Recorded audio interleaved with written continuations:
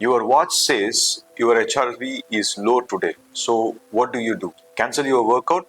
Panic that something is wrong? Here is the truth. HRV can be incredibly useful, but only if you understand what it is, what changes it, and how to read it in context. Otherwise, it becomes just another anxiety number. HRV measures the recovery and stress balance, and it's not an exact marker of fitness. It has to be read in combination with several other factors like your subjective recovery in terms of RPE, and then your sleep quality and your intensity of performance and so on. It just adds on to the tools of armamentarium that you have in training, and that's what we are going to see in this video. I am Dr. Naveen Thiyagu, orthopedic surgeon. In this channel, we keep things practical and we maintain evidence-based as much as possible regarding training, recovery, injury prevention, longevity, and regarding overall health. And I'm learning as well as I am putting on these videos online.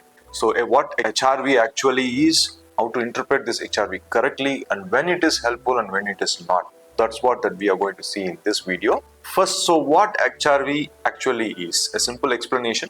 Your heart does not beat like a metronome, like it doesn't beat tuck, tuck, tuck like seconds of a clock. So imagine that each second of the needle of the clock varies in time in milliseconds. Probably I'm exaggerating it. It's not beating in like tuck, tuck, tuck, tuck, tuck, tuck, tuck. It's beating like tuck, tuck, tuck, tuck, tuck. So there is some difference in between the beats. This exactly is what is called HRV.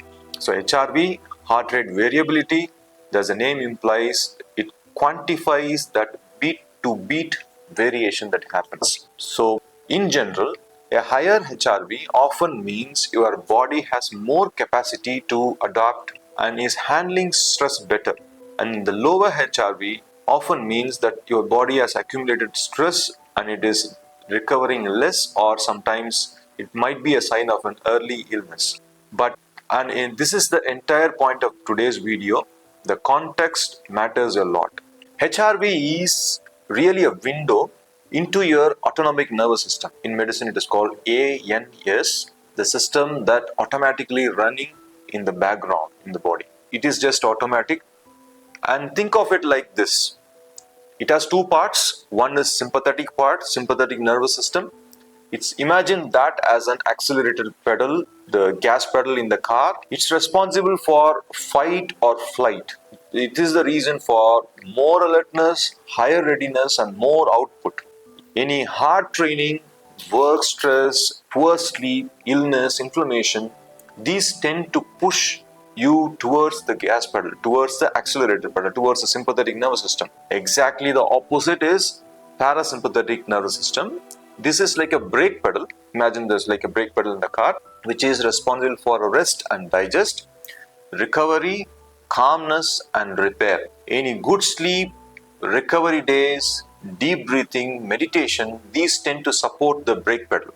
When the brake is stronger, HRV tends to be higher relative to its baseline. When the gas dominates, when the sympathetic system dominates, the HRV often drops because your body is prioritizing readiness over recovery.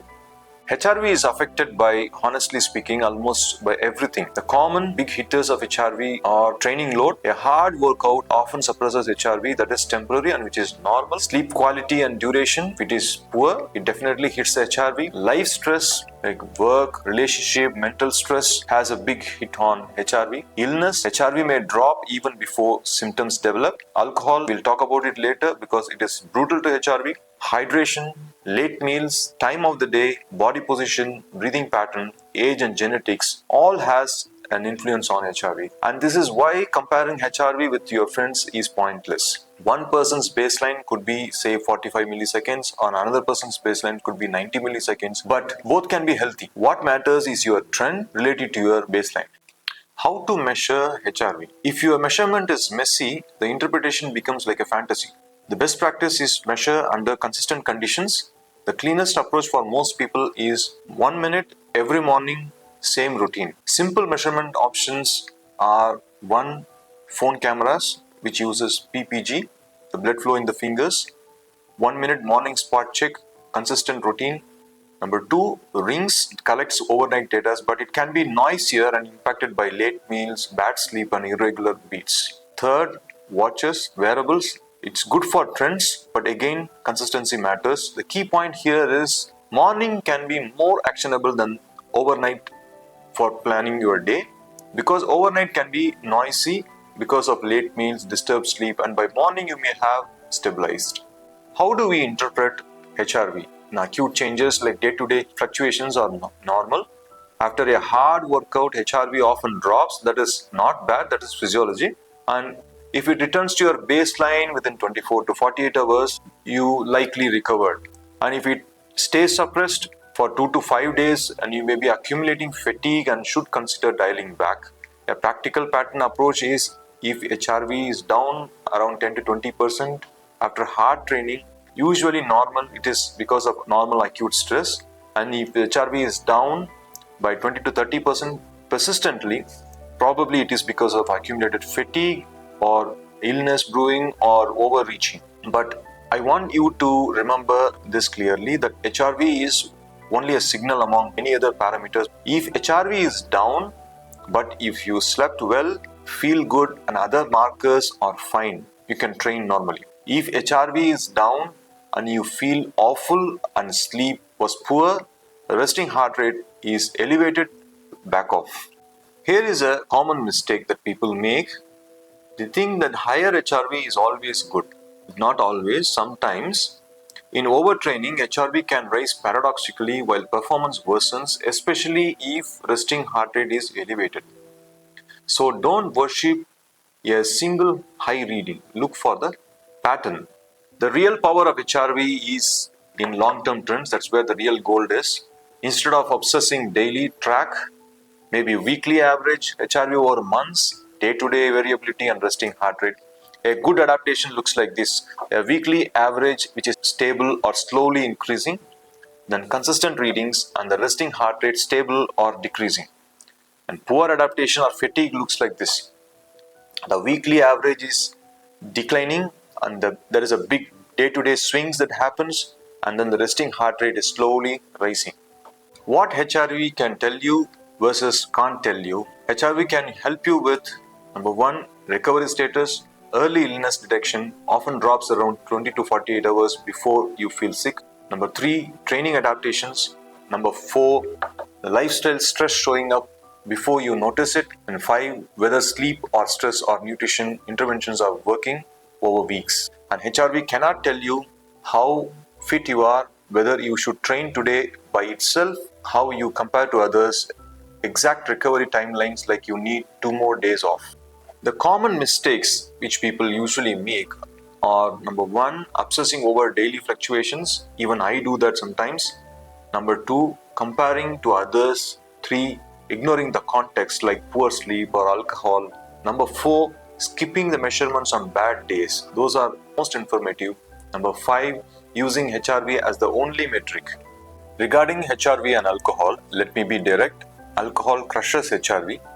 Even one drink can suppress HRV for 24 plus hours. So if you are using HRV to optimize training or recovery, alcohol can sabotage even if you feel fine.